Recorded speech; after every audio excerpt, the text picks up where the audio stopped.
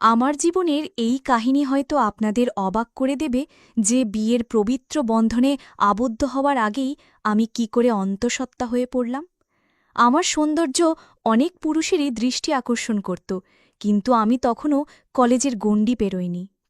এরই মধ্যে বাবা আমার বিয়ে ঠিক করে ফেলেন একজন সেনা সদস্যের সাথে, যার নাম রূপম। রূপম যেহেতু সেনাবাহিনীতে চাকরি করত, বছরে প্রায় ৬ মাসই তাকে সীমান্তের প্রহরায় কাটাতে হতো।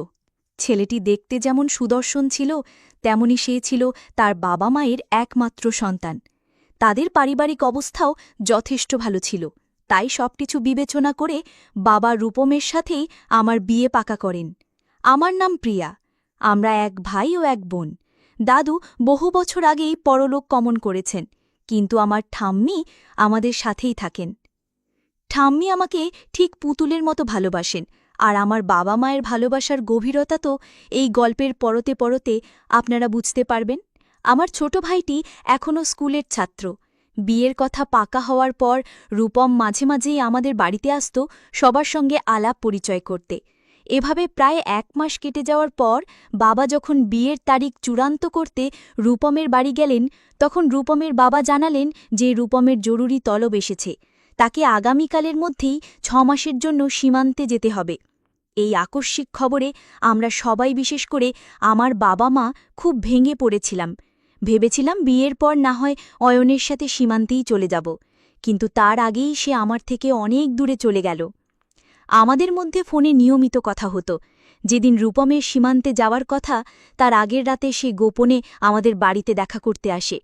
এই ব্যাপারে আমার বাড়ির আর কেউ কিছুই জানত না, কিন্তু আমি আগে থেকেই প্রস্তুত ছিলাম। তবে আমি এটা বুঝতে পারিনি যে সে সবকিছুর পরিকল্পনা করেই আসবে। বাড়ির সবাই ঘুমিয়ে পড়ার পর আমি রূপমকে নিয়ে আমাদের ছাদে গেলাম এবং ছাদের দরজাটা বাইরে থেকে আটকে দিলাম, যাতে ঘর থেকে কেউ ওপরে আসতে না পারে। ছাদে পাতা একটা ছোট খাটে বসে আমরা অনেক গল্প করি। রূপম আমাকে ছেড়ে ৬ মাসের জন্য চলে যাবে, এই কথা ভেবে আমি তাকে জড়িয়ে অনেক কেঁদেছিলাম। সেই আবেগঘন মুহূর্তে আমরা আমাদের সব সীমা ভুলে যাই, এবং সেদিন রাতে আমাদের মধ্যে সব কিছু হয়ে গিয়েছিল। সেই এক রাতের ভুলের শাস্তি যে আমাকে আজও বয়ে বেড়াতে হবে, তা আমি তখনও ঘুণাক্ষরেও টের পাইনি। আজ আমি এক সন্তানের জননী, কিন্তু আমার স্বামী থেকেও নেই। আমার সন্তানের বাবা বেঁচে থাকতেও সে পিতৃস্নেহ থেকে বঞ্চিত।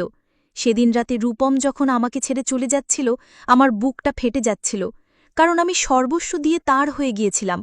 অয়ন কথা দিয়েছিল ৬ মাস পর ফিরেই সে আমাকে বিয়ে করে তার বাড়ি নিয়ে যাবে, কিন্তু তার যাওয়ার ১ মাস পরেই আমি অসুস্থ বোধ করতে শুরু করি। আমার প্রায়শই শরীর খারাপ লাগত, বাথরুমে গিয়ে বমি করতাম। একদিন আমি বাথরুমে বমি করার সময় আমার ঠাম্মি শব্দ শুনে ছুটে আসেন। তিনি আমাকে ধরে বিছানায় বসিয়ে কপালে চুমু দিয়ে বলেন, আমার পুতুলটার কি হয়েছে?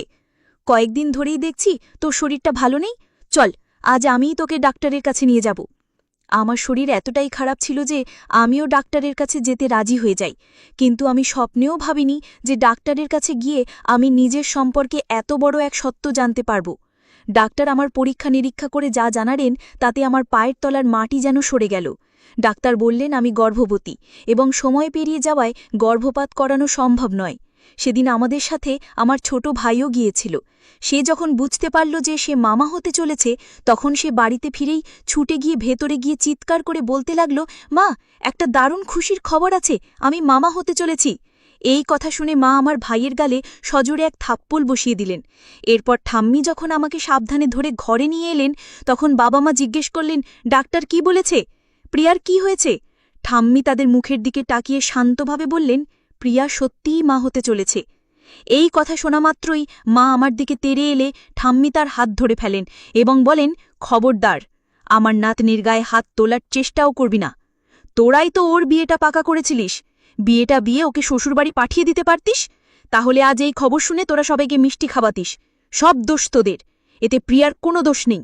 আর যদি তোরা ওকে নিয়ে কোনো আজে বাজে কথা ভাবিস, তাহলে আমি আমার নাতনিকে নিয়ে এই বাড়ি ছেড়ে আমার গ্রামের বাড়িতে চলে যাব এবং আমার সমস্ত সম্পত্তি ওর নামে লিখে দেব। সেদিন আমি ঠাম্মিকে জড়িয়ে ধরে অনেক কেঁদেছিলাম, কারণ আমি ভাবতেও পারিনি যে এক রাতের ভুলের জন্য আমার জীবনটা এইভাবে বদলে যাবে। আমার বাবা তার একমাত্র সম্বল সবচেয়ে দামি জমিটা বিক্রি করে নগদ ১৫ লক্ষ টাকা অয়নের বাবার হাতে তুলে দিয়ে আসেন, শুধু আমার বিয়েটা যাতে তাড়াতাড়ি হয় সেই আশায়। আমরা ঘুণাক্ষরেও টের পাইনি যে এটা ছিল আমার হবু বর এবং শ্বশুর শাশুড়ির যৌথ ষড়যন্ত্র। ১৫ লক্ষ টাকা পাওয়ার পর আমার বাবা যখন বিয়ের তারিখের কথা বলেন, তখন আমার শ্বশুর জানান যে ঘর মেরামত করার জন্য তার আরও ৩ লক্ষ টাকা লাগবে। আমার বাবা সেই টাকাও তাকে দিয়ে আসেন। এত টাকা পাওয়ার পর আমার শ্বশুর তার ছেলেকে অসুস্থতার মিথ্যে মেডিকেল সার্টিফিকেট দেখিয়ে ১৫ দিনের ছুটি নিয়ে বাড়ি প্রাণান।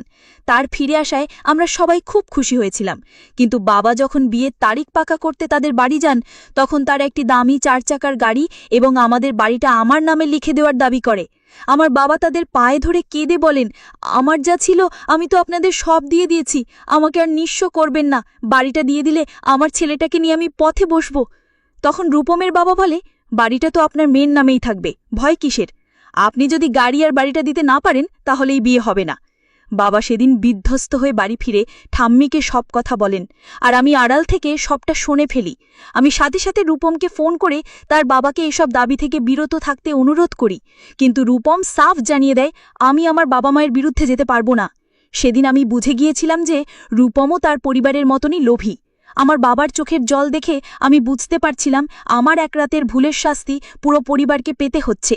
বিয়ের দিন মণ্ডপে মালা বদলের ঠিক আগে অয়নের বাবা আমার বাবাকে উদ্দেশ্য করে বলেন, ভাই সাহেব, গাড়ির চাবি আর বাড়ির দলিল আমার হাতে দিলেই এই বিয়ে সম্পন্ন হবে। এই কথা শোনার পর আমি আর স্থির থাকতে পারিনি। আমি মণ্ডপ থেকে উঠে গিয়ে বাড়ির দলিলটা সবার সামনে আগুনে পুড়িয়ে দিই। অয়ন হতভম্ব হয়ে আমার হাত ধরে বলে, রিয়া, তুমি এটা কি করলে? আমি তখন সবার সামনে তার গালে সজোরে এক থাপ্পড় মেরে বলি, তোর মতো লোভী মানুষকে বিশ্বাস করাই আমার জীবনে সবচেয়ে বড় ভুল ছিল। আমি গর্ভবতী, এই অসহায়ত্বের সুযোগ নিয়ে তুই আমার বাবার কাছ থেকে লক্ষ লক্ষ টাকা হাতিয়ে নিয়েছিস। আমার শ্বশুর তখন বলেন, বেশি বাড়াবাড়ি করলে আমরা বিয়ে না করেই ফিরে যাব। সেই মুহূর্তে আমার ঠাম্মি তার গালে এক থাপ্পড় মেরে বলেন, তোর মতো লোভী মানুষের বাড়িতে আমি আমার নাতনির বিয়ে কখনো দেব না। এরপর ঠাম্মি যৌতুক চাওয়ান অপরাধে পুলিশকে ফোন করেন এবং পুলিশ এসে আমার শ্বশুর ও অয়নকে গ্রেপ্তার করেন। আমি সমাজের ভয় ও লজ্জাকে জয় করে সেদিন বলেছিলাম, আমার সন্তানকে মানুষ করার জন্য আমি একাই যথেষ্ট। আমার এমন লোভী জীবনসঙ্গীর প্রয়োজন নেই। আমি চাই না আমার সন্তানের ওপর এমন মানুষের ছায়া পড়ুক।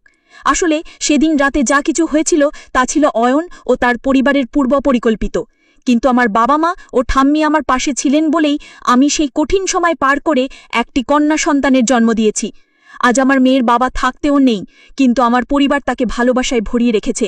আমি এখন স্বামী ছাড়াই আমার বাবা মায়ের সাথে থেকে আমার মেয়েকে জস্তীর্ণভাবে মানুষ করছি।